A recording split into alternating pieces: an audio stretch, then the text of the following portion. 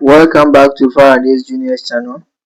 Today we are going to explore how to find gamma of what a negative number.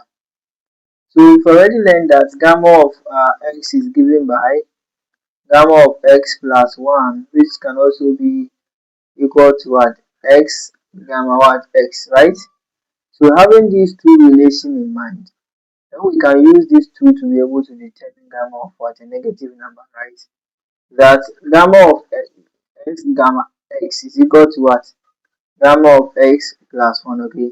So we can make gamma of x the subject from this equation, okay? So we end up getting gamma of x to be equal to gamma of x plus 1 all on what? X, okay?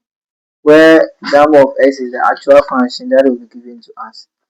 Now don't also put in mind that gamma of 0 is always equal to what? Infinity, okay?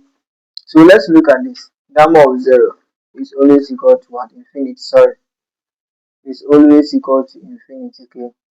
So now let's look at let's say we have to find gamma of minus 1, okay? This will be the same as what? According to this relation, we are going to get what?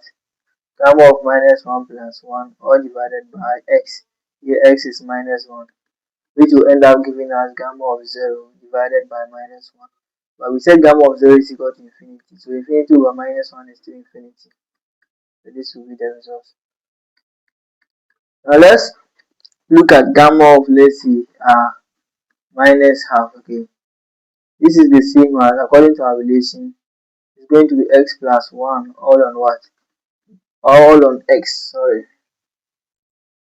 All on x here. Then it means that we are going to get what? Gamma of minus half plus 1 all divided by x. Here x is what? Minus half, okay? So this will be the same as gamma of what? Half all divided by minus half, which is the same as minus 2 gamma half. We know gamma half is the same as root of pi.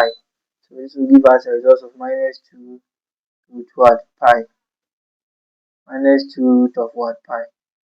Thank you very much.